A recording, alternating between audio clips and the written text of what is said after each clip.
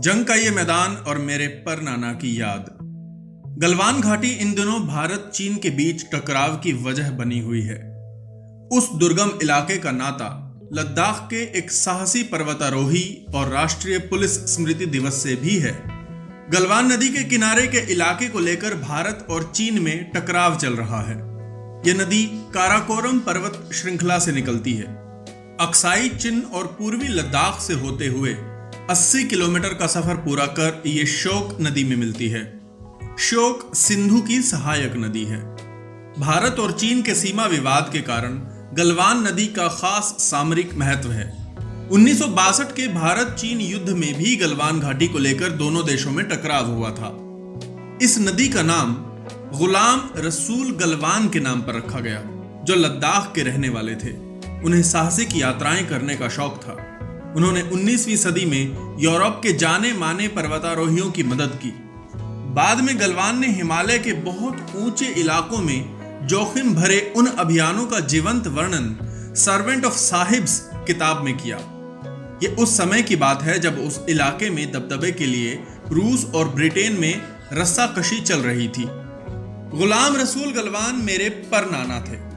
1878 में हुआ था उनका जन्म। उन्होंने तिब्बत, यारकंद, काराकोरम रेंज, पामीर के पठारी इलाकों और मध्य एशिया के दूसरे कई क्षेत्रों में कई अभियानों का नेतृत्व किया या उनमें शामिल रहे। ये दुर्गम इलाके हैं। समुद्री तल से इनकी ऊंचाई 5000 से 7000 मीटर तक है। वहां जाड़ों में तापमान -30 डिग्री सेल्सियस तक गिर जाता है। गलवान ने 1887 में अंग्रेज geologist major H.H. Goodwin Austin के साथ यात्रा की थी। ऑस्टिन ने दुनिया की दूसरी सबसे ऊंची चोटी K2 की ऊंचाई की जानकारी दी थी। उनके नाम पर इस चोटी को माउंट गुडविन ऑस्टिन भी कहा जाता है। 1892 में गलवान ने 7th अर्ल ऑफ डनमोर यानी चार्ल्स मरे संग यात्रा की। माना जाता है कि वो एक कूटनीतिक या जासूसी अभियान था। 1890 और 1896 में वो सर फ्रांसिस यंग हस्बैंड के साथ सफर पर निकले, जिन्होंने 1904 की आंग्ल तिब्बत संधि की शर्तें तय की थी। इस संधि ने ब्रिटिश सरकार के लिए व्यापार में लंबी अवधि के लिए रियायतों का इंतजाम कर दिया। 1913 में गलवान ने इटली के जीव वैज्ञानिक फिलिपो डी फिलिपी की मदद की। ये गलवान की उन यात्राओं के ब्यौरे हैं जिनके बारे में लोगों को ज्यादा जानकारी नहीं है। 47 साल के छोटे जीवन काल में उन्होंने कई ऐसी यात्राएं की। 1925 में उनका निधन हो गया। 1892 में चार्ल्स मरे के साथ अभियान पर निकला समूह ऊंचे पहाड़ों और गहरी खाइयों के बीच फंस गया। तब कोई रास्ता नहीं सूझ रहा था, लेकिन गलवान ने उन खाइयों के बीच से एक आसान रास्ता ढूंढ निकाला और सब सुरक्षित वहां से निकल पाए। तब गलवान महज 14 साल के थे। लद्दाखी इतिहासकार अब्दुल गनी शेख के अनुसार गलवान की इस सूझबूझ से प्रभावित चार्ल्स मरे ने तय किया कि उस नए रास्ते का नाम गलवान नाला रखा जाए। पर्वतारोही, लेखक और हिमालय जर्नल के संपादक हरीश कपाड़िया कहते हैं, किसी प्रमुख भौगोलिक क्षेत्र का नाम एक देसी शख्सियत पर रखने का कोई और वाकया मैंने नहीं सुना। ऐसी जगहों के ब्रिटिश नाम तो रख दिए जाते, लेकिन स्थानीय व्यक्ति के नाम पर नहीं होता था। गलवान का जन्म लेह में हुआ था। उन्हें 12 साल की उम्र में ही लंबे और जोखिम भरे अभियानों पर जाना पड़ा। उनका पालन पोषण उनकी मां ने किया, जो अकेली थी। एक सरकारी अधिकारी के घर में काम करके वो गुजारा करते, लिहाजा कुछ पैसे पाने के लिए गलवान को जोखिम लेना पड़ा। लेकिन जो रास्ता उन्होंने मजबूरी में चुना, वो बाद में उनके लिए जुनून बन गया।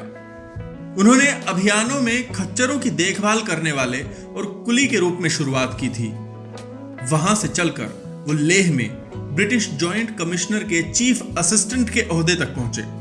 करीब 35 वर्षों तक उन्होंने ब्रिटेन, इटली और अमेरिका के पर्वतारोहियों की मदद की या उनके अभियानों की कमान संभाली। वो लद्दाखी के अलावा तुर्की और उर्दू में भी बातचीत करते।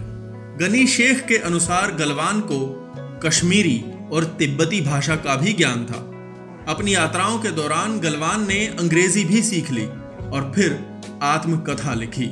गनी शेख बताते हैं कि गलवान तत्कालीन जम्मू कश्मीर राज्य में संभवतः पहले शख्स थे जिन्होंने अंग्रेजी में आत्मकथा लिखी। इस आत्मकथा में संपादक की ओर से प्रस्तावना में कैथरीन बैरेट ने लिखा है, जब वो मेरे पिता के साथ जुड़े उस समय वो 1 दर्जन अंग्रेजी शब्दों का ही मतलब जानते थे। उस वक्त भी उनमें अपने जीवन की कहानी लिखने की महत्वाकांक्षा थी। गलवान अपनी यात्राओं के विवरण लिखते रहे, वो उन साहबों के बारे में लिखते रहे जिनके साथ वो जुड़े। वो ऐसी जानकारियां लिख लिख कर 1 दशक से भी ज्यादा समय तक अपने अमेरिकी संपादक के पास भेजते रहे। बैरेट ने लिखा है, हम दुनिया में जहां भी रहे वहां ये पांडुलिपियां 14 वर्षों तक हमारे पास आती रहीं। ये किताब servant of sahibs, a book to be read aloud 1923 में कैम्ब्रिज की W. Heffer and sons limited ने प्रकाशित की। इसकी प्रस्तावना सर फ्रांसिस यंग हस्बैंड ने लिखी, जो उस समय ब्रिटिश फौज में अधिकारी थे। गलवान के जीवन काल में उनका गृह क्षेत्र मशहूर सिल्क रूट का हिस्सा था। तब भी उस इलाके को लेकर तनातनी होती रहती थी। कई राज्य और कबीले उस आकर्षक मार्ग के हिस्सों पर अपना नियंत्रण स्थापित करने की होड़ करते रहते थे। लुटेरे भी धावा बोलते रहते थे। लद्दाख की राजधानी उन दिनों लेह में थी और ये एक प्रमुख कस्बा था। सिल्क रूट पर यह एक अहम पड़ाव था। वहां कश्मीर, पंजाब, अफगानिस्तान, तिब्बत, चीन और मध्य एशिया के व्यापारी जुटते थे और अपनी चीजों के जरिए लेन देन करते थे। वो चाय से लेकर पगड़ी तक और क्रीम से लेकर गलीचों तक का व्यापार करते। समुद्र तल से यह कस्बा 13,500 फीट की ऊंचाई पर है। यह कस्बा कई नस्लों के मेलजोल का केंद्र था। उन व्यापारियों के बीच छोटे मोटे झगड़े भी होते। गलवान ने आत्मकथा में लिखा है कि एक ऐसे ही झगड़े में उन्हें और उनके दोस्तों को चीनी व्यापारियों के एक जत्थे ने लेह की सड़कों पर दौड़ाकर बुरी तरह पीटा था। गलवान ने लिखा है, मुझे लगा कि ये लोग मेरी जान ही ले लेंगे। चीनियों के हाथ जान गंवाने का वही डर 7 दशकों बाद मेरे परिवार के एक अन्य सदस्य पर मंडराया था। ये वाकया अक्टूबर 1959 का है। गलवान नदी से सटे अक्साई चिन्ह के पास हॉट स्प्रिंग्स चेकपोस्ट के करीब से भारतीय सुरक्षा बलों का गश्ती दल जा रहा था। तभी चीन की पीपल्स लिबरेशन आर्मी ने उन पर गोलियों की बौछार कर दी। उस गश्ती दल में इंटेलिजेंस ब्यूरो में काम करने वाले 24 साल के अब्दुल मजीद बैले भी थे। वो मेरे पिता थे। उस साल भारत और चीन में तनाव बढ़ रहा था। 1959 के तिब्बत में आंदोलन के दौरान दलाई लामा मार्च में भारत आ गए और भारत ने उनको शरण दी। हॉट स्प्रिंग इलाके में भारत के 3 गश्ती दल भेजे गए। 21 अक्टूबर को उनमें से एक दल वापस बेस पर नहीं लौटा। गड़बड़ी की आशंका देखकर सीआरपीएफ और इंटेलिजेंस ब्यूरो के करीब 20 लोगों की एक सर्च टीम वहां भेजी गई। उसमें मेरे पिता भी थे। दोपहर के आसपास भारतीय सर्च टीम अपने साथियों की तलाश में उस इलाके से गुजर रही थी। ऊपरी इलाकों से चीनी सेना ने अचानक उन पर ग्रेनेड और गोलियों की बौछार कर दी। अपनी कमजोर पोजीशन और हल्के हथियारों के बावजूद भारतीय दल ने बहादुरी से जवाब दिया, लेकिन उस घटना में 10 लोग शहीद हो गए। मेरे पिता घायल हुए लेकिन बच गए।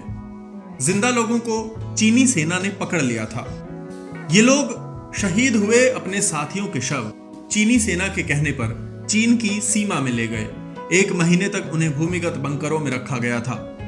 सीमा से कोई खबर नहीं आने पर मान लिया गया कि मेरे पिता की मृत्यु हो चुकी है।